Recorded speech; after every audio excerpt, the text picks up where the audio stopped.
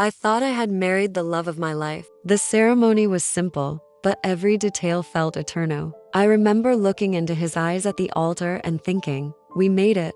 We had waited, planned, dreamed. Those first days after the wedding felt like a soft beginning, coffee in the morning, laughs at night, dreams whispered under warm blankets. I was still learning to call him husband, and he smiled every time I did. But looking back now, maybe I was the only one who crossed that altar completely. Because 9 days later, in the middle of something that was supposed to be sacred, he said a name. And it wasn't mine. It was the kind of moment that doesn't just hurt, it splits you in two. If you've ever thought love was enough to protect you from betrayal, I invite you to stay. Maybe, in hearing my story, you'll understand yours too. The first 9 days felt like I had entered a dream I never wanted to wake up from. We were just beginning our life together, and everything around us seemed touched by light. The scent of the new bed sheets, the laughter echoing off the kitchen walls, the awkwardness of learning how to live in the same space, it all had this raw charm to it. We were clumsy but sweet with each other,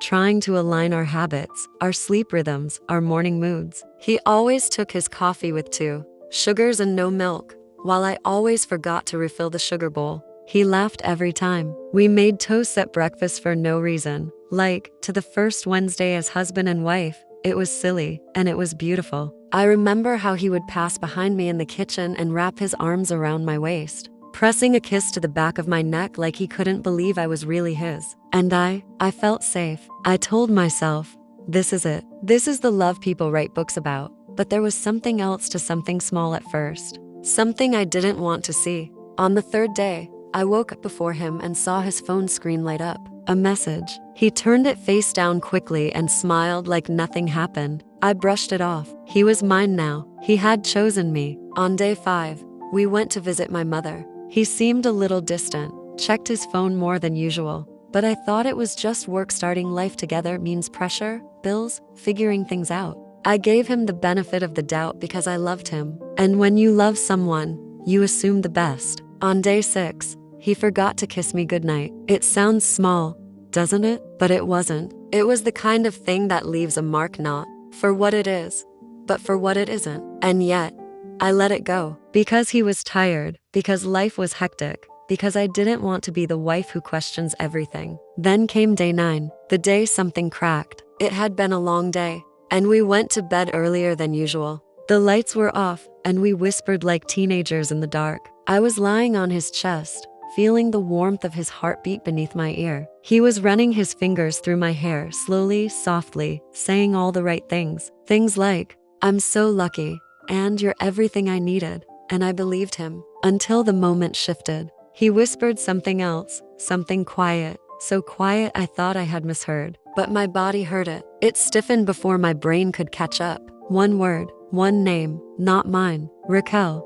At first, I froze. I didn't move. My heart stopped. Maybe he was dreaming. Maybe it was nothing. Maybe it wasn't what I thought. But he was awake. His breathing was steady. His fingers were still in my hair. And he didn't realize he'd said it. That was what shattered me most. The ease with which it came out. The comfort of it. As if it had always been there, beneath everything else, hiding like a crack behind fresh paint. I didn't confront him. I didn't even move. I just lay there, my eyes wide open in the dark, heart thudding so loudly I thought he'd hear it. I listened to the silence between us stretch and stretch, as if it were trying to tell me something I wasn't ready to know. That night, I didn't sleep. I stared at the ceiling and tried to convince myself it didn't matter, that maybe it was just a coincidence, a slip of the tongue. But how do you explain a slip like that? How does a man freshly married, full of love and promises, say another woman's name in bed without even noticing? That's what haunted me, not just the name, the fact that he said it like it belonged. The next morning,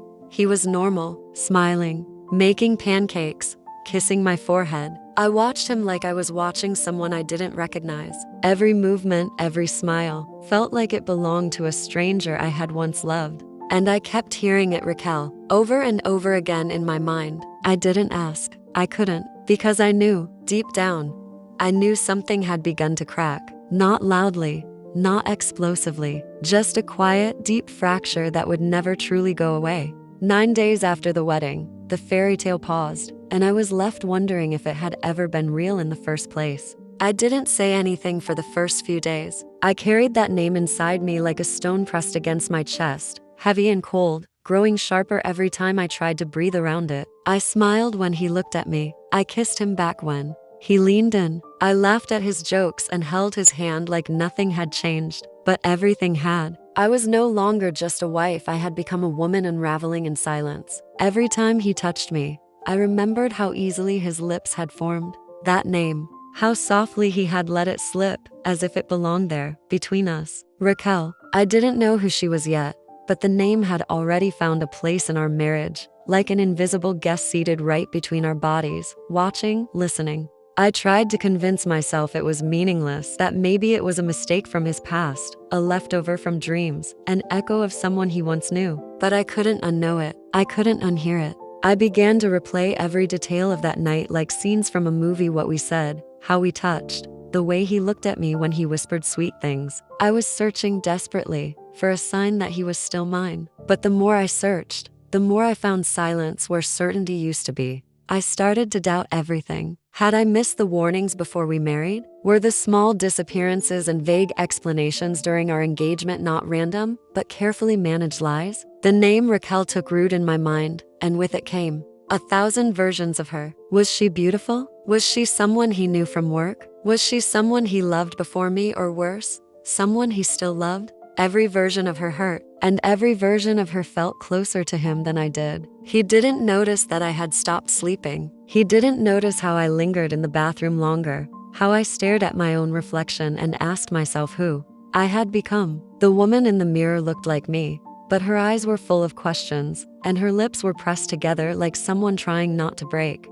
I remember one morning, he brought me coffee in bed and said, "You're too quiet lately." I smiled and told him I was just tired. But inside, I was screaming at him, screaming at the silence, screaming at a name that had more power over my heart than I ever imagined possible. I couldn't stop imagining them together. I didn't even know if Raquel was real, but in my head, she was everywhere. She was the reason his eyes wandered. She was the reason he hesitated before touching me. She was the ghost in our bed, the one who haunted his thoughts when he held my body. And the worst part, I envied her. I hated her, but I envied her too. Because if he said her name, it meant she had a place inside him. A place I wasn't sure I fully occupied anymore. One night, I looked at him sleeping and wondered what I would do if he said her name again. Would I finally confront him? Would I break the illusion we were still pretending to live? I was afraid of the answer, because the truth didn't just threaten our marriage, it threatened my sense of self.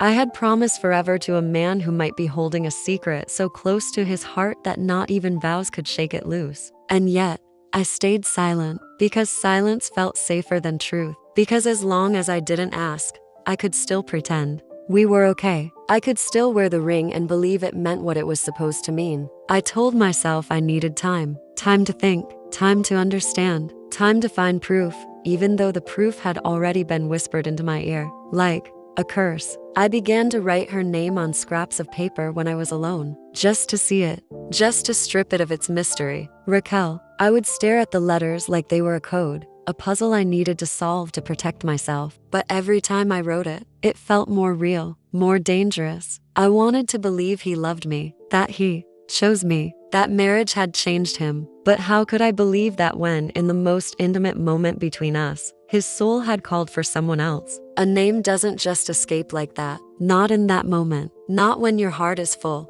of the person lying next to you. And if it does, maybe that means your heart isn't full of them at all. Maybe it's full of someone you've never truly let go of, or someone you've never stopped going back to, even when you promised you would. That's what terrified me the most, that maybe I was the new chapter, but she was still the unfinished story. And I had no idea how long he'd been living between the two. That night, after he said the name, I didn't move. I didn't breathe too deeply. I let my body stay still against his, as if pretending to sleep could protect me from what I'd just heard. But inside, my heart was screaming. It was pounding so loudly I thought the sound alone might shake him awake and force the truth out of him. But he slept peacefully, or at least convincingly. I stayed awake until the sky began to lighten. And in those quiet hours, I began to understand something I wasn't ready to admit before. This marriage had a crack, and that crack had a name. Raquel. I don't know why I didn't confront him.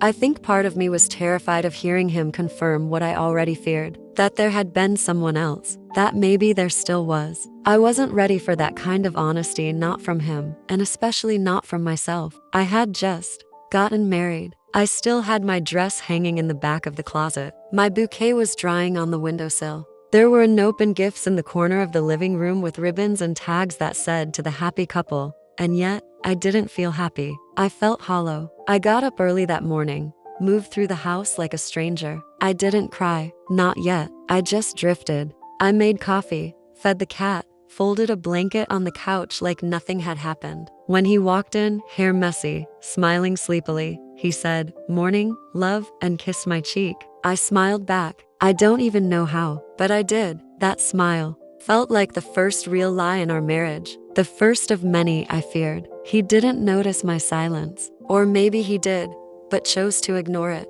Men like him are good at not looking directly at what they've broken. I watched him that day as if I were seeing him for the first time. Every gesture, every glance at his phone, every pause in his sentences, I studied it all, searching for traces of her. It's strange how a single name can reshape a person. He was still my husband, still the man I married, but now I could see the parts of him that weren't mine. I started asking myself things I'd never questioned before. Had he really meant those vows? Did he marry me because he loved me? Or because it was the right thing to do? Was I his choice or just his convenience? I wanted to believe I was enough. I wanted to believe that whatever Raquel meant to him, it was over. But if it was over, why was her name still so close to the surface? Why did it slip out like a secret he was too comfortable carrying? That night, I couldn't face our bed. I told him I had a headache and went to lie down early. I curled up on the edge, facing the wall, and waited for him to join me. When he did, he reached out to touch my arm, and I flinched.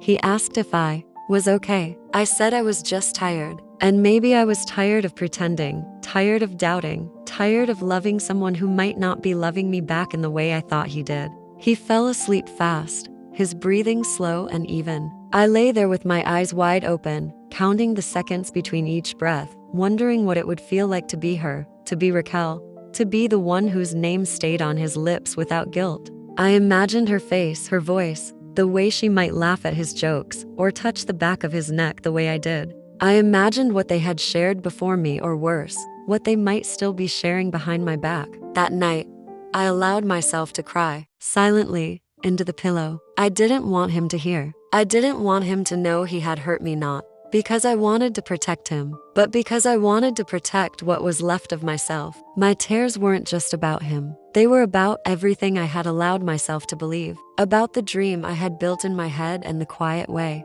it had started to collapse. I didn't know what I was going to do. I didn't have a plan. I didn't even have the strength to confront the truth yet. All I had was silence, suspicion, and a name that had taken up residence in the center of my marriage. A name that wasn't mine. And still, I stayed, because I didn't know how to leave. Because part of me hoped he'd come clean, that he'd notice the distance in my eyes and choose to be honest. But hope can be a cruel thing when it attaches itself to someone who's not ready to be held accountable. So I closed my eyes and pretended to sleep again. And inside, my heart kept screaming, screaming for truth, screaming for the version of him I thought I married, screaming for the version of me that still believed love was enough. If you're still here with me, thank you. It means something to be heard. I don't know how this story ends yet, but if you felt even a little of what I felt, I invite you to stay, to walk beside me through it. Maybe just subscribe, so you don't miss the rest. And if any part of this felt familiar,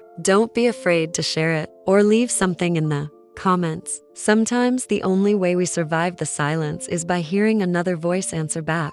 It started with the way he touched his phone. Before, it had been just another object in the house, forgotten on the counter, left charging beside the bed, sometimes handed to me without hesitation when he needed help with something. But after that night, after the name, I noticed how carefully he kept it close. He stopped leaving it on the table. He carried it with him from room to room. When he plugged it into charge, the screen was always face down. And when I walked into a room unexpectedly, he'd glance at it quickly, then back at me too quickly. It wasn't what he said, it was what he didn't. The silence around that small black screen became louder than any conversation we had. I told myself I was imagining things, that I was being paranoid. But when your heart's been bruised by a truth it didn't ask for, you start to notice things differently. Every vibration of his phone felt like a warning. Every notification sound made my chest tighten. He never locked it before, not really. But now there was a passcode I didn't know, one he typed with quick, precise fingers like it was second nature. I asked him once, casually, what it was. He smiled and said, "Why would you need it?" I said I didn't, I was just curious. He kissed my forehead and said, "Some things should stay private." And just like that, the wall grew a little taller between us. I began to feel like a stranger in my own home, not because I wasn't welcome, but because I wasn't being invited into the full truth. Our meals together became quieter. He still smiled, still made jokes, still reached for my hand. But I could see the way his eyes shifted when a message arrived. I could feel the tension in his fingers when he replied. I watched the way his shoulders stiffened slightly before turning the screen away from me. And every time, I wondered if she was on the other side of that glass. Raquel. Her name became a thread that wove itself into everything, into our conversations, into our silences, into the spaces where trust used to live. I tried to be normal. I tried to distract myself with tasks, cleaning, rearranging things around the house, calling friends I hadn't spoken to in weeks. But no matter what I did, the feeling stayed, that something had shifted, that I was no longer the center of his attention or his heart. One evening, we were on the couch watching a movie. He laughed at something on the screen, but I was watching him, not the film. His phone buzzed, and his hand moved instinctively to check it. Just a glance, just enough for him to read it. Then he slid it back into his pocket, pretending like it hadn't happened. I asked, "Everything okay?" He nodded, too fast. "Yeah, just a group chat." He didn't ask if I wanted to see it. He didn't offer to share. He just shifted his body slightly away from me and focused back on the screen. That night, while he showered, I sat on the bed and stared at the phone where he'd left it charging. It was locked, of course, and I didn't try to open it. I just looked at it, like it could somehow give me answers through the glass. I wondered what I would find if I looked. Old messages, new ones, pictures, promises, lies. I was afraid of turning suspicion into certainty. Because once you know, you can't unknow. You can't go back to sleep in the same bed, kiss the same lips, look into the same eyes without seeing the reflection of betrayal staring back at you. I sat there for a long time, listening to the water running in the bathroom, feeling like the walls were closing in. When he came out, he smiled, towel around his shoulders, humming like everything was fine. And I realized that maybe for him, it was. Maybe he had made peace with whatever dual life he was living. Maybe he thought I would never ask. Maybe he didn't think I'd ever suspect because I was the wife, the home, the stability. And maybe she was the escape, the excitement, the fantasy he wasn't ready to let go of. The next morning, he left early for work. I watched him get ready, watched him tie his shoes, spray his cologne, fix his hair in the mirror. He looked beautiful, calm, like a man who had nothing to hide. But I knew better. I walked him to the door, kissed him goodbye, and when it closed behind him, I leaned against it and felt the tears rise. Not because he was gone, but because I didn't know who he was anymore. That phone, that simple object, had become a wall between us. And behind that wall, I knew there was something I wasn't meant to see. Something he was protecting, not from me, but from me. The trust I once felt had turned into a quiet ache that followed me from room to room. I started checking patterns. What time he usually got messages. When he smiled a little too much while texting. When he stepped outside to take a call. All the puzzle pieces were there. I just hadn't dared to put them together yet. Because part of me still hoped I was wrong. Because if I wasn't, then everything I thought I had, everything I thought we were building, would come crashing down with the name he had once whispered without thinking. And I didn't know yet if I was strong enough to watch it all fall apart. I told myself I wouldn't look, that I would wait until I was calm, until I could be sure that I wasn't acting out of fear or jealousy. But the truth is, some decisions aren't made in peace, they're born from silence, from nights spent staring at a phone that never rings out loud, from mornings where your husband's smile feels borrowed. I hadn't planned it. He left the phone on the dresser unlocked, distracted by something outside. It was the first time in weeks he didn't guard it like a secret, and it was just there, waiting. I don't even remember walking toward it. My hand moved before my thoughts could catch up. I didn't search for anything specific I didn't need to, because the moment I opened his messages, her name was the first thing I saw. Raquel. It was right there. No hidden names, no fake initials, just her. Exactly how he had said it that night, in the dark, when he thought I wasn't listening. The thread wasn't short, it wasn't old, it wasn't over. My hands trembled as I scrolled. Each message felt like a betrayal sliced open on a screen. They had history, inside jokes, long messages sent late at night, photos, little voice notes, conversations that were more than words. They were intimacy, safety, comfort, things I thought only existed between him and me. I saw messages from before our wedding. He told her he missed her, that he thought about her all the time, that he was in a complicated place. He said, "I'm trying to do the right thing, but it's not easy." And she replied, "I still feel like yours." That one made me drop the phone. I just let it fall onto the bed like it had burned my hands. I stood there, breathless, as if someone had punched the air out of my lungs. I had been right, and yet nothing prepares you for proof. I sat down, slowly, carefully, like if I moved too fast, the reality would collapse on top of me. I picked the phone up again and kept reading. I saw that even after the wedding, the messages hadn't stopped. She congratulated him, said, "She's lucky." He replied with a heart, a heart. I remember thinking, why would he send her that? Why would he still speak to her at all? I had been standing in white, making vows, while he had one hand behind his back, still holding on to a different life. I felt foolish, exposed, like everyone could see the crack in me now. Like maybe they had always seen it and just never said anything. I kept scrolling. There were no explicit messages, nothing that could be printed and labeled evidence of cheating.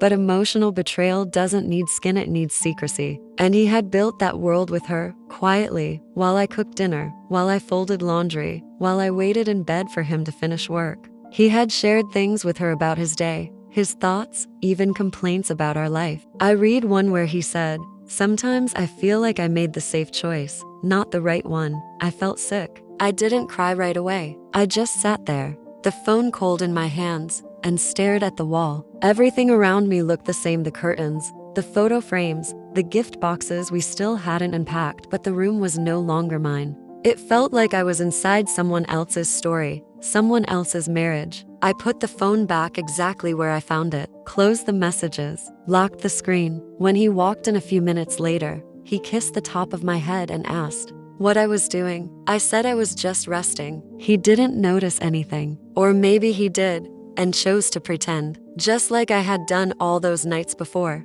I got up and went to the kitchen, made tea with shaking hands, and sat at the table alone. I didn't tell anyone, not yet. I didn't call my mother or a friend. I didn't scream or pack a bag. I just sat with it, sat with the weight of everything I'd seen, everything I now knew. And the strange thing was, I didn't feel rage, not in that moment. I felt grief. Grief for the version of us I had believed in, for the trust that had been mine and had quietly left without telling me. Grief for the love I had given so freely, so purely, without ever imagining it would compete with a shadow from his past. That night, I lay next to him again. He told me he loved me, wrapped his arm around my waist, pulled me close like always. I let him, but inside me, something had changed. Something had hardened, cooled. The part of me that had been searching for answers was quiet now because it had found them. And that silence was heavier than any question. I didn't know what I was going to do next. I still don't, but I knew, in that moment,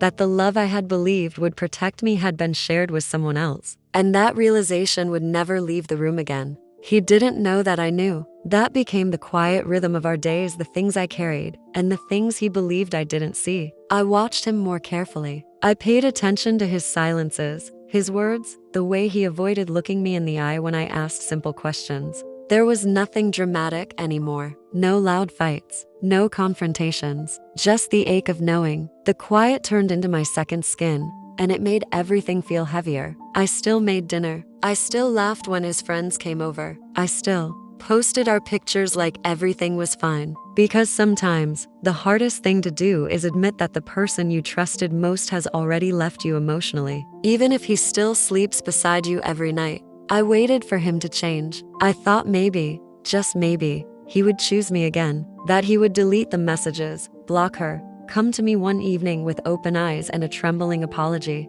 But weeks passed, and nothing changed. He continued as if he had done nothing wrong, and I continued pretending I was whole. But the silence between us was no longer just mine, it was thick in the room, wrapped around the way he kissed my cheek, the way I looked away when he spoke about the future. Raquel was still there, not in our house, not in our bed, but in our distance. In the way he hesitated when he said he loved me, in the way he kept his phone face down on the table. I never confronted him. I thought I would. I rehearsed it in my mind 1,000 times. I imagined shouting, crying, demanding explanations. But when you've already seen everything, words become small, and I was so tired of fighting for a love that didn't fight back. One night, I stood in front of the mirror and whispered to myself, "You're still here. You're still trying." And I cried, not because I still loved him, but because I still loved the version of us that never existed. The version where I was enough, where he never let her in.